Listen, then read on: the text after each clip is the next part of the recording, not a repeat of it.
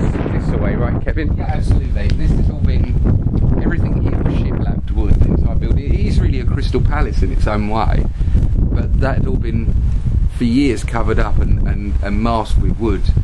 Which didn't look as good. It looked very unattractive, and it is not only that, you lost really what the building was about. Yeah. You know, you lost the integrity of the building, you know, and its very purpose.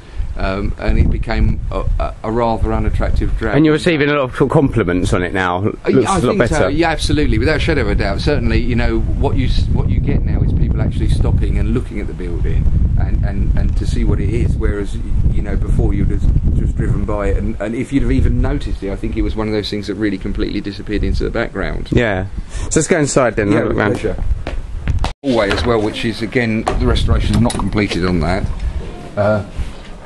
But pretty much most of this has been restored. Funny enough, this is all of the windows at the front of the building here. The foyer is a later add-on, and the original front of the building would have been this. And all these windows here are actually one of the largest working mechanism sash windows in the country, and they work off one mechanism, and the whole front of the building can raise. Oh right. The idea being, in the old days, that the capacity here, believe it or not, was 1,200 people in the old days, but 600 would be inside, 600 would be sitting here and outwards, and the front of the building would raise up to... So how many did you get in here now then? You sit at about 250. Really? Yeah. And that so you renovated the bar as well? Yeah, absolutely. We rebuilt the bar completely. We haven't finished that. We've got a new canopy to go in here. Again, we can't do that until the respraying and the electrics are finished. But there's a new canopy that comes in here across the bar. So it's so you're sort of rewiring at the moment? Yeah, that's 2 weeks away from finishing on the rewire. Then the ceiling's painted. So where did the ceiling come to then? The original ceiling came to, at the bar it came to window level. Yeah. And above the bar it came, probably that first level of that now there, so about halfway across the window. And all across the whole thing? Yeah, cut right across. You lost everything above. That must have been quite a sort of big task to remove that. That was awful. That was awful, and the biggest problem with that is we did it over a weekend and we had to be open on Monday. And because of the age of it, most of it just deteriorating collapsed as we were trying to move it, so we just ended up with this horrendous amount of mess that we worked sort of 48 hours non-stop. And you put in all those booths over there, right? Yeah, all the seating's new, and this is about to be replaced here, the chairs and tables here. And new floor's due to go in here. New floor will go in once we finish the respray on the ceiling, because obviously we can't spray and then drop onto a brand new floor. So again, it's one of these things. Everything has to be done in an order. One piece. Should we have a look backstage then? With pleasure. So you got a new. Oh, you go around this way, do you? So I'm going to go into darkness. So this is our dressing room, which we just got stuff stored in here for a production this weekend. But originally you'd actually have to walk through the dressing rooms here to use the urinals that were out here for the men, and vice versa on the ladies' side.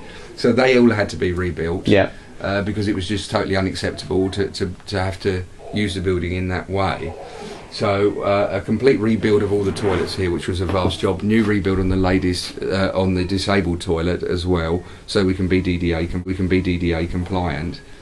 So and that's coming in soon, you say? Yeah. Well, the new toilet, the disabled toilet's infrastructure is already there. It's actually being wired. They've completed the electrics, and it's being wired next week in, so that the disabled toilet will be ready in advance of the disabled access itself. What kind of comments have you had from people who use the place? Everyone's been really happy. I mean, you know, I've always had a lot of support from the local community.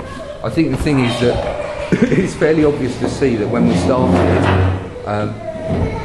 you know, we've removed the burden from the local taxpayer.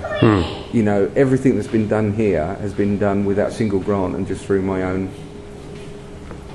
investment. Nice, haven't had that for a while. Yeah, I know, I've got to go on school with you. You're right there, Tom. Yeah. And so the whole burden's been removed from the local community, but we've still managed to function very much, to some extent, like a community project. Yeah. Has that been good to get to know the people who use it? And that? Absolutely wonderful. You know, there's some really good people. And what you realise as well is, like we deal with a lot of elderly, and we get to a stage where if one of our regulars doesn't turn up, we ring them to make sure they're all right. Yeah. So you're actually acting sort of like a community project to some extent. Yeah. So brand new toilets. New loos, yeah. Yeah. These are new men's loos, which have all been rebuilt, completely new build. And then we've built down here. Same here, yeah. Yeah, this goes down into the ladies' loos. That's our cleaning cupboard, sorry. Oh, right. Which again are a new build. And these were a bit of a mess, were they? But they almost didn't exist, or if they did exist, they were certainly dreadful. Something you got to have done, isn't it? Absolutely. It's not the glamorous part, is it? Absolutely. But then you do all the painting, so then you strip the wiring out, and then you've got to go back to repainting again because of where the wiring's been stripped out for the new electrics. I think what we've done really is we've secured the pavilion for the next 50 to 100 years. Yeah. And then I hope somebody will take up my mantle and continue it from there and build it forward from there. There was a second bar area in here which we've removed. Yeah. And that will become just an integral part of the normal building itself and be relayed. And the acoustics are good, you say, aren't they? Acoustics are fantastic in here. Really, really great acoustics. One of the early things that I did here is we put in the largest symphony orchestra in the smallest building. So we put in the Canterbury Symphonia, which was an 84 or 87-piece symphony orchestra, and we had the whole auditorium here with the symphony orchestra playing, with the audience on the stage. Did that go down well, did it? Fantastic, absolutely amazing. We had I'd love to see that. I'd love to see an orchestra. Yeah, it was amazing to see them picking out, working the instruments. So it's like being in the orchestra pit, you know. Yeah. And how have you, just to sum up last, how have you felt the whole project's gone? Is it been hard work but worthwhile? Oh, absolutely. I think it's, for me, it's. I think it's a really, really, in the nicest sense of the word, a beautiful project to be involved with. It's something where you can see a beginning, a middle, and an end, which is always nice because most projects you can't. And on top of that, I think it's been really nice to do something that's really worthwhile, and and it sounds a bit cheesy, but you're doing something that I think improves Thanet as well, rather than having a building that's not working. And you have this affection for the area because of your youth. I love it. I love Thanet. We're really privileged to live here. All of us are desperately privileged to live here. And what about the other project you're doing with the other St James's Theatre is an even Ramsgate. older. That's Ramsgate. It's an even older theatre, and that's been restored. It'll run as a 3-floor building. It'll run as a theatre, a bar, and a restaurant. Again, the same philosophy. It's going to run the same philosophy as here, which is it's going to be aimed towards more mature people, responsible management, aimed towards more mature people.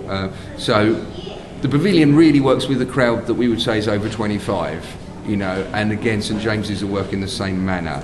There are plenty of places for people who are 18 to go out and enjoy themselves locally. How big is St James's then? St James's, over 3 floors, is as big as the pavilion.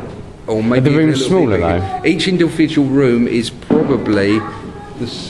each individual room, it's bigger than the pavilion, I would say. I would say from that the pillar there to the stage, each floor, width and lengthwise, about or a bit longer than about the same length of the floor here.